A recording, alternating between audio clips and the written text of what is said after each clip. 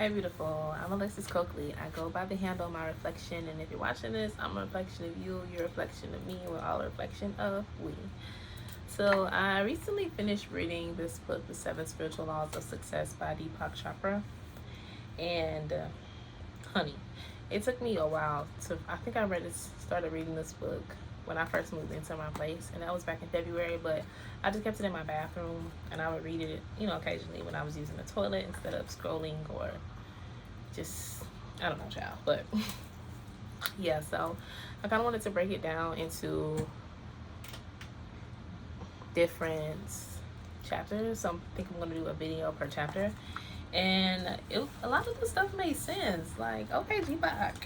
So let's just get right into it. The first spiritual law is the law of pure potentiality.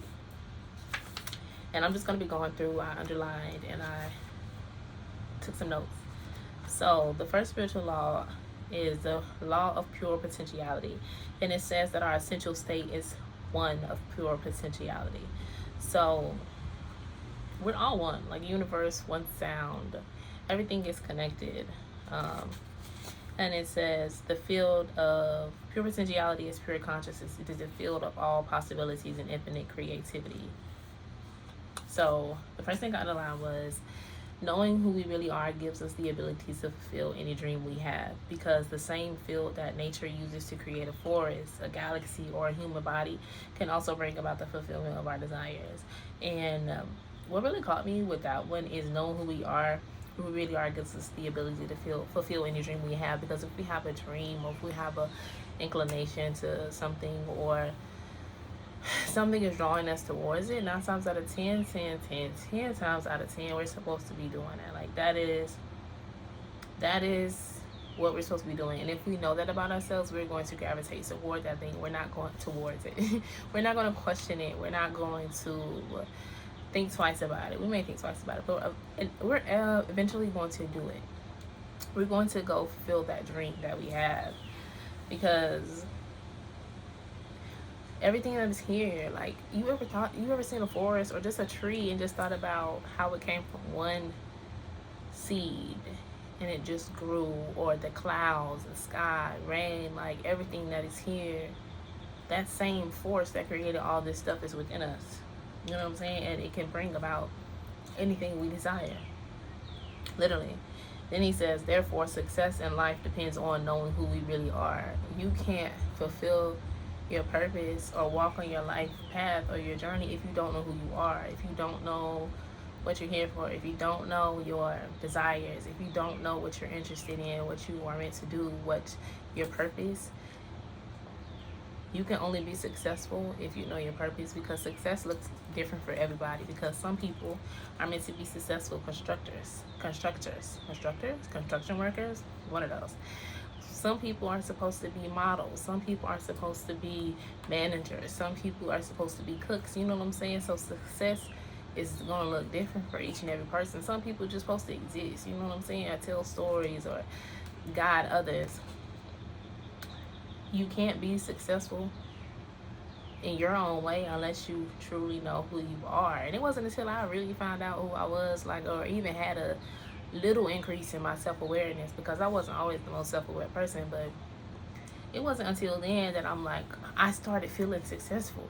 I started feeling just good at what I was doing, and I started feeling like I was doing what I was supposed to be doing once I found out who I was and what I was meant to do and my powers. And you got to figure out who you are. And a lot of things can go into that, from shadow work to just self-awareness, being grounded, having the people around you to give you feedback on who you are. And so a lot of it goes into that. The ego is influenced by objects outside the self, circumstances, people, and things. Facts. Because if you have nothing to impress if you just worry about yourself. So you're not going to be operating from the ego unless you are bringing in outside circumstances, people, and things. It wants to control, but it lives in fear. And the ego is our social mask. It is the role we are playing. You got a big ego. Like, your ego is not going to, something about pure, it's not going to show the purest form of you. It's just showing who you think you have to be to get validation from these circumstances, people, and things. Like, because it's being influenced by them. And then it's like the ego is being judged. I don't even know, but these are the words that are coming through my mind. The ego is you reflecting you're actually judging yourself, but you think other people are judging you. So the ego comes in and tries to like protect you by coming out as and saying or doing or acting the way that you think you should be acting to impress something or to get something. I don't know if that makes sense, but that's what it's doing in my head. The need for approval, the need to control things, and the need for external power are fear-based. Okay? It's not the power of pure potentiality. Self-power draws things that we want to us. It magnetizes people, situations, and things to support our desires. Yeah, literally, once you know yourself, you turn into a huge magnet. Once you are walking in your purpose and living a passionate life, you turn into a magnet. You're going to attract the things because you know who you are. So you're going to attract more things that are for you. It's like shopping at Ross instead of shopping at Burlington when you know you need to go to Burlington or whatever. You're not going to find things of your style once you start shopping at the right stores. You know, like, why are you going to the men's warehouse? Why would I be in the men's warehouse unless I'm shopping for a man? You know what I'm saying? So once you start going in the right places, being in your right energy, you're going to attract things constantly towards you that are meant for you specifically. Because you know yourself, you know what you like. I feel like I'm repeating myself now. My apologies. Okay, stillness is the first requirement for manifesting your desires. Before I even finish this, let me finish it. Because in stillness, you connect with the field of pure awareness and infinite organizing power. Lately, the last couple of years, it has been loud. And I didn't realize how loud it was until I got quiet. You know what I'm saying? Like, just think about it. Like, most of the time, this is something I used to do. Wake up, what I'm doing. First thing I'm doing, getting on my phone, checking social media. Just constant thoughts. Other people's thoughts, feelings, and emotions, and scenarios, and it's just boom, boom, boom, boom, boom. Intake. From outside sources. Instead of just waking up, hearing the birds chirp in the morning, or just being with yourself, just thinking, not cutting on music, just letting yourself hear yourself. Because it's a lot of times, like, all of these outside noises are just drowning out our inner thoughts. And our inner voice is not that loud, especially if you cranking your volume up to 37. You know what I'm saying? So you have to be in that stillness and that quiet to really hear the detail. Like, your voice it's not that loud because everybody doesn't need to hear it type, you know? Imagine throwing a little stone into a still pond and watching it ripple. Even the faintest intention ripples across the field of universal consciousness that connects your desire with everything else. But if your mind is like a turbulent ocean, you could throw the Empire State Building into it and you wouldn't notice a thing. Like, it's like we just got numb to just stillness. And then it's like, even when you are in stillness, you're like, oh no, I need some noise. Let me cut on some background music. Or let me watch something while I do this. Or let me play something in the background. The background noise is drowning out. It's like static. Like on a radio station. Or if you're recording something and you hear the wind and you hear all the little things in the background. Imagine a song, like all music, just with static in the background.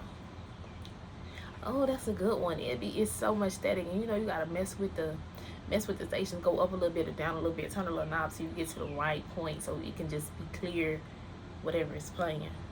clear, no static. That's how you gotta do with your mind, with your brain. Give yourself some time to be silent.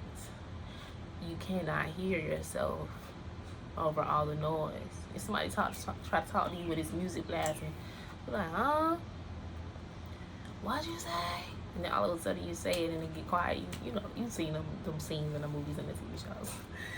But it's like that. It's like you in a party all the time. Just partying it up. Partying it up, baby. You can't hear or think. And that's what a lot of it. I literally, was it yesterday? I deleted all my social media. And I was supposed to be on a fast of not scrolling. But I found myself scrolling still. So I'm like, I'm going to just post on the computer. Edit my videos and stuff. My YouTube. I'm still going to post. I'm still going to put out my things. And, you know, do what I got to do. Living in my truth and my passion and walking my journey. And do my job that I was sent here to do. Created to do.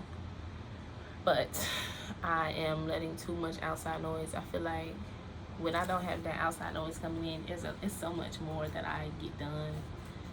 I just know, like, I'm more in tune. I can see better. I can hear better. I can focus.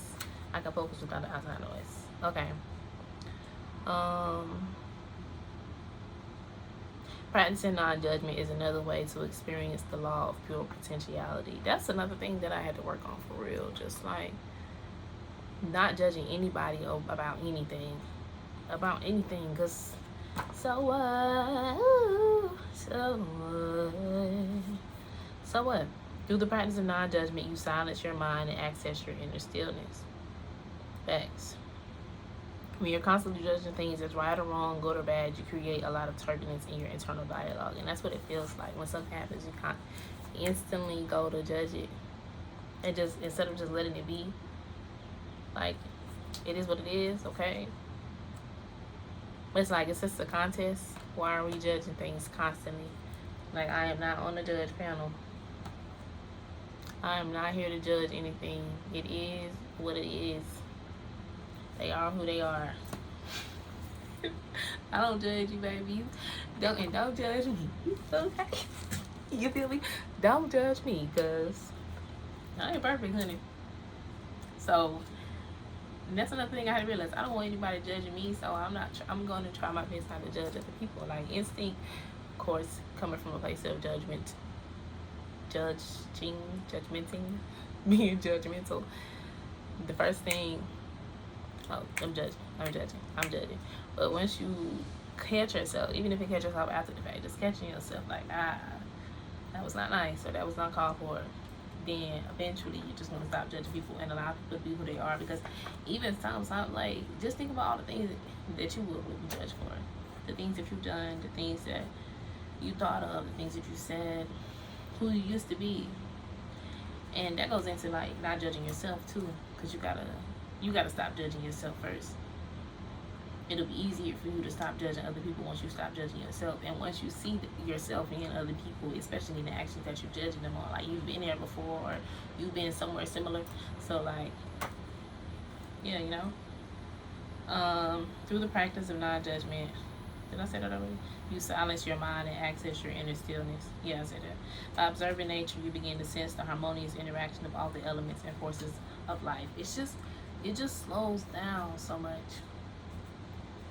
It just slows down when you observe nature and you really just sit and you see things growing. You go on walks. I remember back in my first apartment, I would go on walks, and it was a little cute little neighborhood, and people had their yards, and like, over time, through the seasons, while the seasons pass, I would see the leaves grow out over the sidewalk, and I'm realizing it because I'm walking every day. I'm seeing people's yards, the flowers blooming, the trees. It was literally birds living in my chimney. Just sitting outside, you see things. You're here. It brings you here. Being around nature, especially the plants, you see the plant grow. Oh, child, you feel the bugs. I'm just like, you see the things grow. Like, look at this strawberry. Okay, look at this strawberry plant. Like, something bit this strawberry, and I don't know, I might be over watering that strawberry. That's probably why it's like that. I gotta figure that out, because it doesn't look the healthiest. But you just see things grow over time, and you realize how it just connects you more. You realize how real it is, and like how connected everything is. And even in my bathroom window, there was a mirror. There was a mirror to the left of the window that we're talking about, above the sink to the right, above the sink, and it looked out to the backyard. And the backyard was just full of trees, and I would just watch. It was this one big tree branch, like above, in front of the window, just like this. Well, kind of like this much of the window was a tree branch and leaves, and I would see the leaves grow on. I would see the leaves fall off, see through winter and come back in the spring, and just notice the difference in the birds or the animals that you're hearing, the crickets. Like if you go back on the podcast, some of the voicemails on there, you could hear the animals outside, and that's how I knew, oh, that was the summertime. Like the lightning bugs are out now. I saw lightning bugs for the first time a couple of days ago, and I really saw them yesterday when me and Tiny Hands were out here on the patio just watching the lightning bugs. And I'm like, they weren't outside last week. Maybe it was outside last week, but they wasn't outside recently. They're just starting to come outside, but you just really, you see how everything is connected. Like you start paying attention to the bugs, like you just see. You will access the field of pure potentiality and infinite creativity and spontaneously receive creative thoughts. That's another thing. It really helps you be out and creative because you get inspired. You get inspired by these things. The volume wasn't even up. But yes. It says that you are consciousness itself. You are consciousness itself. You, both as it manifests in the material world and as it lies unmanifest in your being. Now, I'm not really too sure about that one, but I underlined you are consciousness itself. You are it. You. Okay, so it says to experience the law of pure potentiality, take time each day to be silent, to connect with your spirit. Just be. Grandma, you good? Okay. I love my grandma. All right. Take time each day to be silent, to connect with your spirit, and to just be. Like, really just, especially in the morning when you wake up, allow your brain to just be. Allow yourself to hear your thoughts, to reflect, to talk to yourself, to receive information, receive downloads. Just be quiet. I remember, it's so funny because when I first started my spiritual journey, I would remember Googling how to receive downloads, like, because I would see people, the spiritual people, talking about receiving downloads and stuff, and I'm like, what is a download? Like, nobody ever said what a download was. I'm like, what is a download, and how do I get them? Like, but once you just sit time to be quiet, just be out of nature, you will get these thoughts. Your thoughts won't be other people's thoughts that you've already seen before. Like, have you ever, no shade to nobody, but have you ever met somebody whose whole personalities and thoughts and things that they said were from the internet? Like, filling our brain with these other people's thoughts, and some of these thoughts be created for the intention of getting into people's head and making people think this way. Social media, like, we can do a whole other video on that. But yeah, like, receiving these thoughts all the time is becoming, that's all you're getting. You're not getting any information from you, any input from yourself. You're just receiving. It's like plugging up your TV, just connecting different people's HDMI cords to whatever they're watching. You know what I'm saying? Okay, another way to experience the law of pure potentiality is to practice non-judgment. I think this is summary. Yeah, so this is summary. Begin each day with a statement. Today I shall judge nothing that occurs. And throughout the day, remind yourself of the statement each time you catch yourself judging. And then commune with nature. Silently observe the intelligence within everything. Watch a sunset, listen to the sound of an ocean, or simply smell the scent of a flower. Honey, I'm telling you, just be one. Just be here. Just be present. Allow yourself to be complete on your own, to be happy and content on your own, like, without anything extra. You have to You have to. Without anything extra, are you happy? Or do you love your life? Do you love yourself? Without the money and the cars and the clothes. Do you love yourself as you are? Can you sit in a room with nothing and be happy? Can you lose everything, all the financials, all your people? Can you lose everything and still be happy? You gotta be happy on your own. You gotta know yourself. Yeah, boom, honey. Yes, honey. Okay, so just a little. What takeaway? Let's start doing takeaways. Let's start doing takeaways in the comment. What was your biggest takeaway, and how did you interpret it, or like how did it relate to your life, or you know, I really want to know that what you're getting from this. Like, how is it? I don't know. I just want to know what you took away from it. Okay, so yeah, the next video will be tomorrow, and I am trying to do 30 days of YouTube. I just record one video every day, post it straight, no edits, just me talking. And yeah, I love you. I'll call you back.